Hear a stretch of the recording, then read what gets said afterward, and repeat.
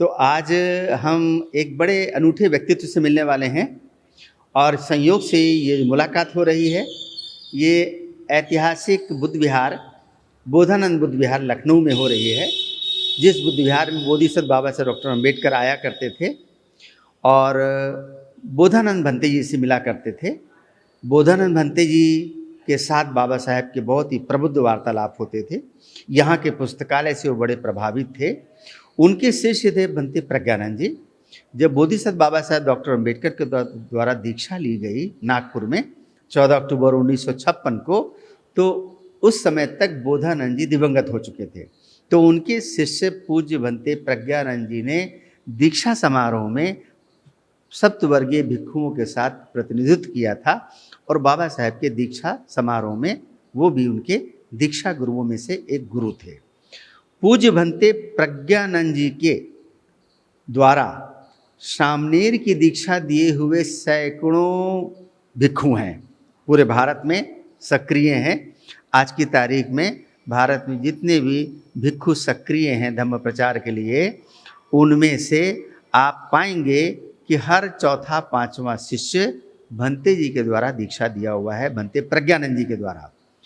सामनेर शिष्यों की संख्या तो सैकड़ों में है, लेकिन उनके द्वारा उपसंपदा पाए हुए शिष्य मात्र 6 हैं। उपसंपदा पाए हुए शिष्यों में से एक पूज्य भंते सुमन रतन जी आज हमारे साथ हैं। पूज्य भंते सुमन रतन जी, हम स्वयं इनको पिछले करीब 25 साल से देख रहे हैं और ये भंते जी के साथ अंतिम सांस तक रहे, उनके साथ सेवारत रहे, बिल्कुल पुत्रवत उनकी सेवा की। बीमारी में उनके कपड़ों को धोना जो एक पुत्र अपने पिता के साथ कर सकता, वो भंते सुमन रतन जी ने किया। तो भंते जी, आपका बहुत बहुत स्वागत है आज के इस आवाज़ इंडिया के पोस्टकास्ट में। आप कृपया अपने संस्मरण भंते प्रज्ञानंद जी के साथ अपने संस्मरणों को हमारे साथ साझा कीजिए। हम लोग सबसे पहले भंते सुमन रतन जी हमारा नाम है और हमसे मुलाकात सबसे पहले भंते प्रज्ञानंद जी से संकिसा में हुई थी। हम लोग संकिसा का मेला जाया करते थे, तो वहाँ पर उनसे मुलाकात हुई। तो जब भिक्षु लोगों को देखा, भंते लोगों को देखा, तो हम लोगों को इच्छा हुई कि ऐसा बाबा हमको भी बनना चाहिए। पहले भंते जी को हम कौन जानता था, भंते जी कैसे। तो भंते जी से हमने कि हमको भी ऐसा होना है। तो उन्होंने कहा कि इसके लिए आपको घर छोड़ना पड़ेगा, अपने माता पिता से पूछना पड़ेगा। तो हमने ठीक है गुरुजी, पूछ लेंगे। तो उन्होंने कहा कि दोबारा से जब आएंगे तब आकर के मुलाकात करिए, दोबारा मेला में आइए, जब आएंगे तो उसके बाद मुलाकात होगी, तब मैं ले जाऊंगा, अभी नहीं ले जा सकता हूँ। तो ये कौन सी उम्र की बात होगी भंते जी, किस उम्र में थे तब आप? मैं करीबन 8 साल का था तब, उसके बाद में ये मुलाकात हुई है। उसके 1 साल बाद गुरुजी लौट के फिर संकिसा पहुँचे, तो करीबन 9 वर्ष के हो गए होंगे उस समय, 9 के लगभग। देखिए, आप अंदाजा लगा सकते हैं भंते जी कितनी मासूम उम्र से पूज्य भंते प्रज्ञानंद जी के संपर्क में आए और उनको चीवर में देखकर बस आपके मन के अंदर ऐसी एक धम्म तरंग उठी कि मुझे भी आपके जैसा बाबा बनना है। उतने समय तक, तब तक कि भारत में भिक्षुओं को भी लोग बाबा ही बोलते थे, तो वो ललक से भंते जी उनसे जुड़े। तो 1 साल बाद अब दोबारा उनसे मिले, आगे का क्या आप विवरण बताइए प्लीज। जब दोबारा मुलाकात उनसे हुई है तो उनके साथ एक उपासक भी थे जो अशोक कुमार बौद्ध जिनका नाम था। उन्होंने कहा कि मेरा बेटा और मेरे गांव का एक बेटा और है, उसको भी साथ में लेके जाना है, 3 लोगों को साथ में लेके जाऊंगा। उसके अलावा एक बच्चा और है, जो उनको ऐसे करके 4-5 लोग हो गए थे, जिसमें से आज हम लोग जिनको नंदरतन भंते जी के नाम से जानते हैं और उनका लड़का सिद्धार्थ था उनके नाम से, और मैं भंते सुमन रतन। और धम्मपाल भंते जी का नाम सुना होगा आपने। एक धम्मपाल भंते 1995 में हम लोग वहाँ से संकिसा गए थे। देखिए भंते जी, जिन भिक्षुओं का नाम ले रहे हैं ये सारे स्वनाम धन्य भिक्षु इस समय अपने आप में धम्म के क्षेत्र में लीडर्स हैं। पूज्य भंते नंदरतन जी का कुशीनगर में बड़ा उत्तम सा विहार है, और जो भंते धम्मपाल जी को बता रहे हैं उनका संकिसा में विहार है और बड़ा उत्कृष्ट विहार है। वहाँ पर अशोक स्तंभ लगा हुआ है। आप देखिए कि भंते जी का आभा मंडल कितना बड़ा है कि आज भारत में जो लोग भी धम्म के क्षेत्र में काम कर रहे हैं, और भंते जी भी बताएंगे कि जो उपसंपदा पाए हुए भिक्खु हैं वो पीएचडी किए हुए लोग हैं, पीएचडी छोड़े हुए लोग हैं, वो बड़े विद्वान लोग हैं। कोई कोई प्रोफेसर है, कोई कहीं प्रोफेसर है, किसी का अपना विहार है। तो भंते जी कृपा करके आप अपने गुरु भाइयों के बारे में क्रमिक रूप से बताइए। उसके बाद हम लोग चीवर लिया वहाँ पर। उस समय हमारे गुरुजी भंते गा प्रज्ञानंद और डी सोमरतन गुरुजी हुआ करते थे हमारे अंडर में। वो भी श्रीलंका के थे और वो हम लोगों को पढ़ाते थे।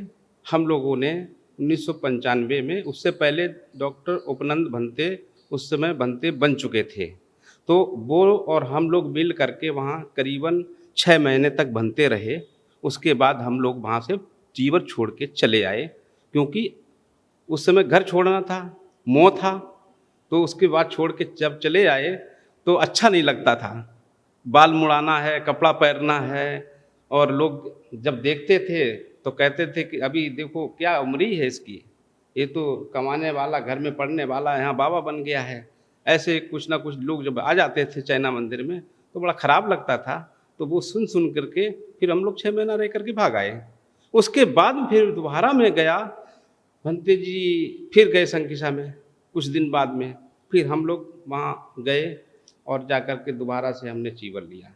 जब चीवर लिया, भंते ज्ञान लोग उस समय चीवर ले चुके थे। हमारे साथ में हम बने थे और एक ज्ञानादित्य भंते इस समय पीएचडी कर चुके हैं, और उन्होंने भी चीवर छोड़ दिया, पीएचडी हो गई उनकी। और वो उस समय वहाँ पर भिक्षु बने, मतलब श्रामणेर किया गया।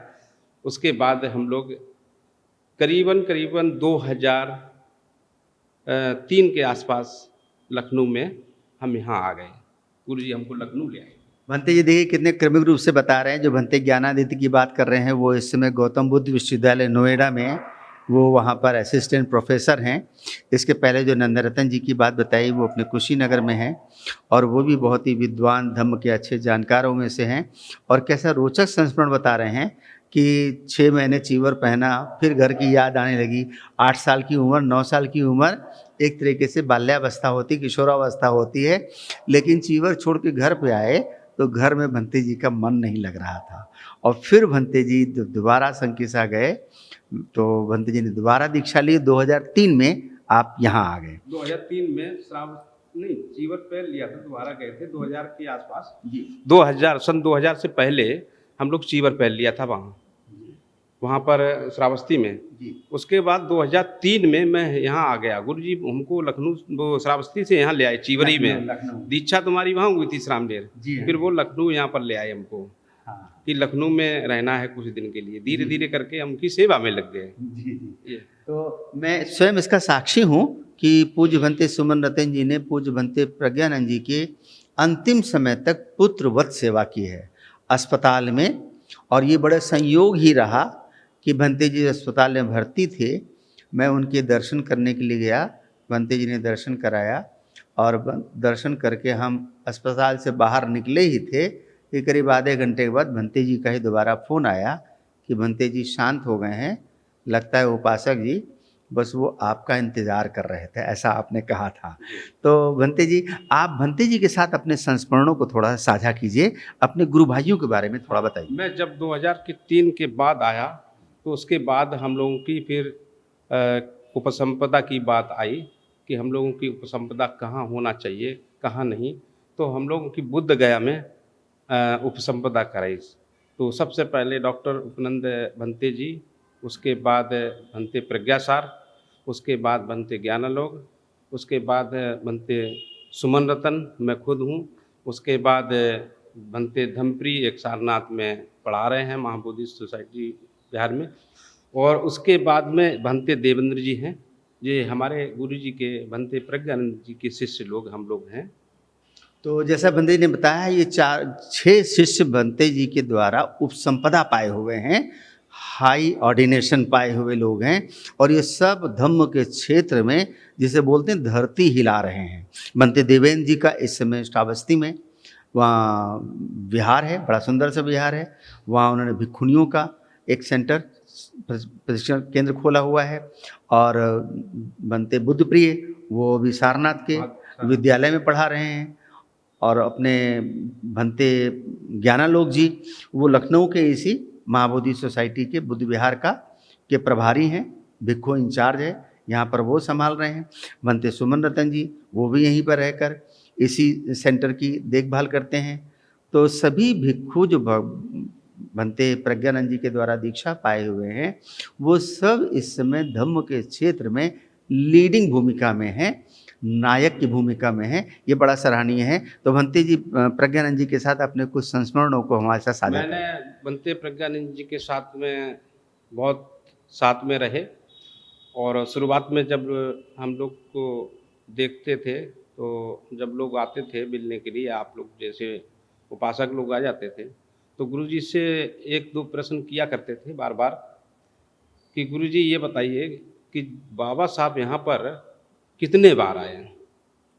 तो गुरुजी बताते 1948 और 1951 में यहाँ पर 2 बार आए। उस समय बाबा साहब ने दीक्षा ग्रहण नहीं की थी। वो भदंत बोधानंद जी से मिलने के लिए जब जब लखनऊ आते थे तब उनसे मुलाकात करने के लिए यहाँ आते थे। तो भंते प्रज्ञानंद जी बहुत करीबन 20-22 की उम्र में या 25 की उम्र में हुआ करते थे। उस समय मैं नहीं, जैसा बताते थे गुरुजी। तो उसके बाद उनको पूछते थे कि एक दिन प्रश्न पूछा कि बाबा साहब आप ये बताइए कि बौद्ध धर्म की आप दीक्षा ग्रहण क्यों नहीं कर लेते हैं। आप हम इतनी देर से बात करते करते ऐसा लगा कि आप तो बहुत बड़े बुद्धिमान हैं। ये बोधानंद जी ने पूछा, बाबा साहब से प्रश्न किया। तो उन्होंने कि समय आएगा तो मैं दीक्षा ग्रहण करूँगा, तो जब करूँगा तो दीक्षा भी आपसे ही लूँगा, ये ऐसा उन्होंने कहा था। तो ठीक है, इतना ऐसी कुछ बातें चीतें हो करके समापन हुआ और उसके बाद बाबा साहब चले गए। ये देखिए एक बहुत बड़ा ऐतिहासिक संदर्भ भंते जी ने स्मरण कराया है कि प्रज्ञानंद जी उसके साक्षी हैं और जो आप उसकी गवाही दे रहे हैं कि बाबा साहब डॉक्टर अम्बेडकर भदंत बोधानंद जी से दीक्षा चाहते थे। यद्यपि जब दीक्षा उन्होंने ली तब तक कि बोधानंद जी शांत हो चुके थे। तो फिर आगे के घटनाक्रम से इतिहास वाकिफ़ है अच्छी तरीके से। भंते जी आप बहुत ही अच्छे तरीके से बता रहे हैं।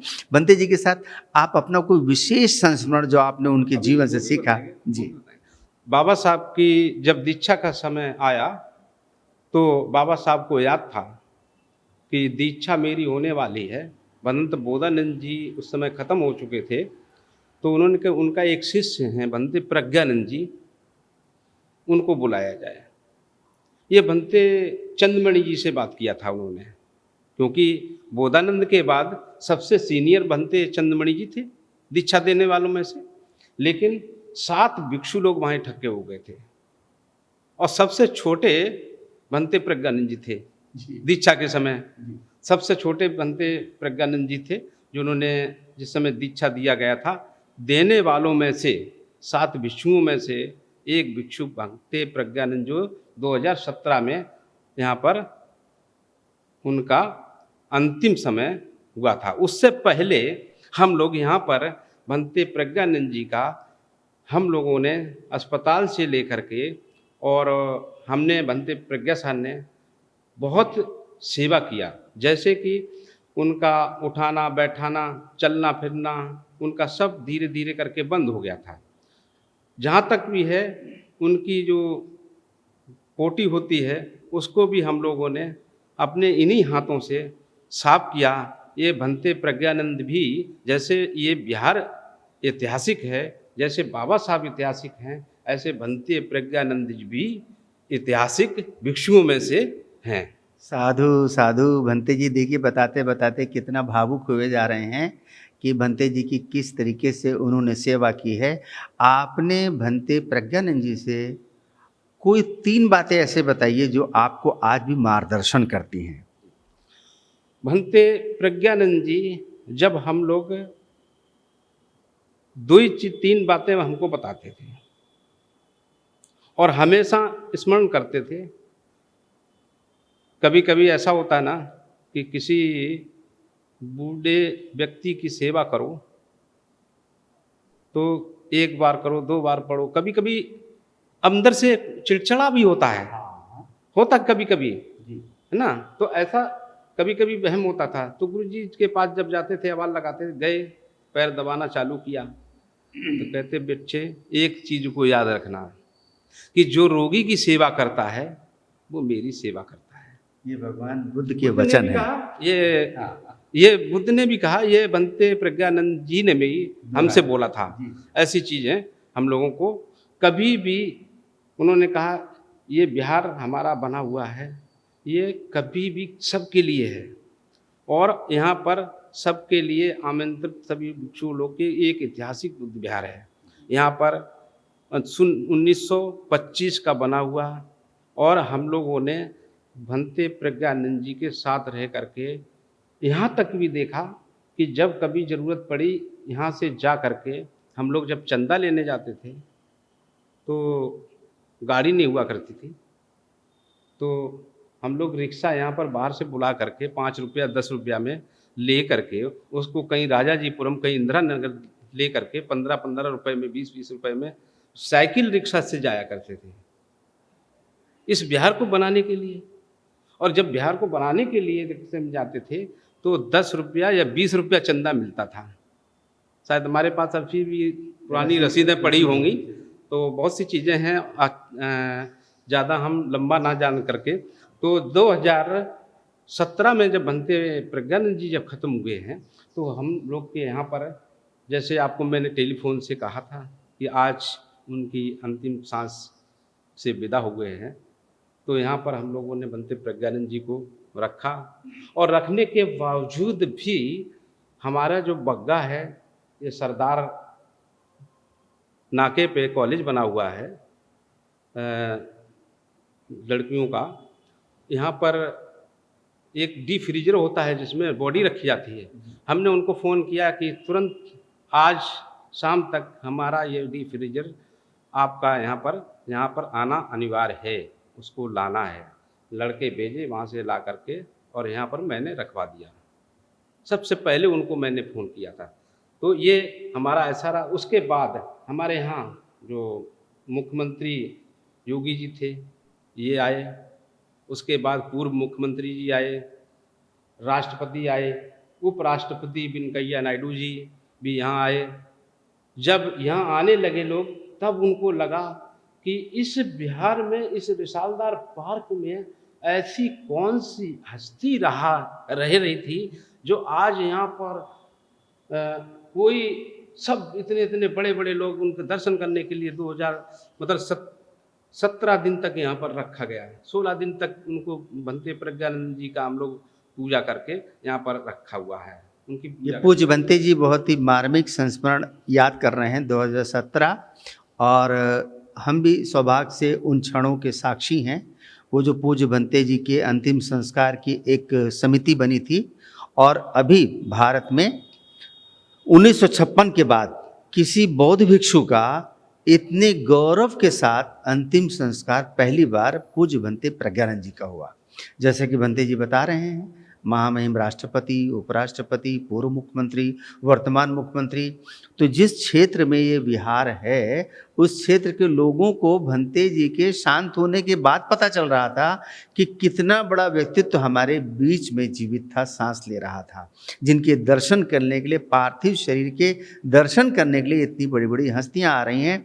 ये तो भारत के शिखर लोग थे, अलावा इसके श्रीलंका से भी लोग आए थे, कोरिया से लोग आए थे, वियतनाम से लोग आए थे, और पूरे 17 दिन तक ये कार्यक्रम हुआ। संस्कार भंते जी का कुशीनगर में श्रावस्ती में हुआ, और फिर भंते जी का जन्मदिन 18 तारीख को दिसंबर में यहीं पर फिर सेलिब्रेट किया गया था, जिस पूरे कार्यक्रम का धार्मिक नेतृत्व पूज्य भंते पी शिवली जी कर रहे थे। पी शिवली जी जो महाबोधि सोसाइटी के हेड हैं, जनरल सेक्रेटरी हैं, उनके द्वारा इसका नेतृत्व हो रहा था। तो भंते जी, आपने बड़े अच्छे संस्मरण साझा की, हमारे साथ बहुत बहुत धन्यवाद। कुछ और आप कहना चाह रहे हैं संदेश आवाज़ इंडिया के दर्शकों को? भंते जी हमारे साथ में जब दीक्षा गुरु में रहे हैं उपसंपदा में, तो भंते पी शिवली भी हमारे मार्गदर्शन उपसंपदा में वहाँ पर रहे हैं, क्योंकि उपसंपदा देने वाले बनते प्रज्ञानंद जी थे, और जो शिक्षा देने वाला होता है गुरु, जो माता के या पिता के रूप में होता है, वो बनते पी शिवली ही हुआ करते थे और आज भी हैं। जब तक हम लोग भिक्षु रहेंगे तब तक वो रहेंगे हमारे बीच में।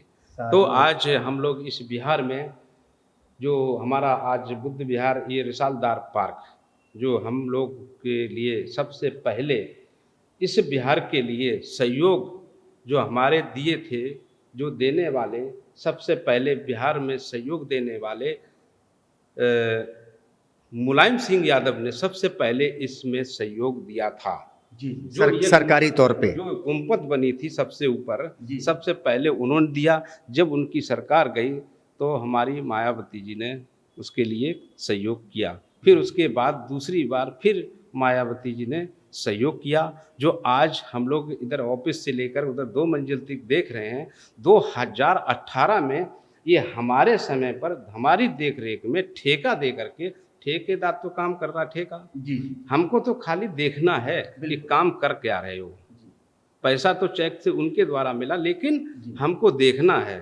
वो आपकी गुरु जी देख- का ये इतना आदेश था कि बेटे देखते रहना कि कर क्या रहे ये, बस आपकी देखरेख में हुआ ये कार्यक्रम। ये हमारी देख रेख में। जी जी, और वर्तमान सरकार ने भी इसको किया है। और ये पैसा जो दिया गया था, सारा पैसा जो भी पैसा दिया, ये भारतीय बौद्ध समिति एक सोसाइटी है यहाँ की, और जिससे संचालित चलता रहा, उसके थ्रू इसमें पैसा आया, जिसमें ये भवन हमारा तैयार, जिसमें संघप्रिय गौतम जी का नाम सुना होगा, है ना, डॉक्टर दाऊजी गुप्ता जी का भी नाम सुना होगा। ऐसे महान हस्ती लोग थे जिन जिन उन्होंने सहयोग दिया। बाकी बहुत से उपासक थे यहाँ के लखनऊ के, जिन्होंने इसका बहुत सहयोग किया गया है। उन सब लोगों के लिए हम लोग सहयोग के लिए कामनाएं धन्यवाद करता हूँ, जो अभी हम लोगों को सभी के लिए, जो इसके वर्तमान में आज जो हमारी सरकार है, उन्होंने भी हमारे लिए बहुत सा ये रंग रोशन, बहुत सा इसके ऊपर भी बहुत सा कार्य किए गए। उन लोगों के लिए बहुत बहुत धन्यवाद, बहुत बहुत स्वागत। नमो बुद्धाय। साथ बहुत ही अच्छा। देखिए, हमने बड़े एक ऐतिहासिक संस्मरणों को सुना है पूज्य बनते सुमन रतन जी के द्वारा, और बनते जी की बड़ी सेवा रही। जैसा आप बता रहे हैं कि ये विहार पूज्य बनते प्रज्ञानंद जी की वजह से एक निर्विवाद विहार बना रहा, जहाँ कोई भी सरकार रही, उन सरकारों का यहाँ के प्रति एक श्रद्धा भाव, आदर भाव बना रहे। पूर्व की सरकारों ने भी, वर्तमान सरकारों ने भी इस विहार के सुदृढ़ीकरण के लिए, इसके नवीनीकरण के लिए, इसके पुनरुद्धार के लिए लगातार अपना योगदान दिया है। तो पूज्य बनते सुमन रतन जी, आपका बहुत बहुत धन्यवाद। आपने बड़े कीमती संस्मरण साझा किए, आपका आभार है। नमो बुद्धाय। जय भीम।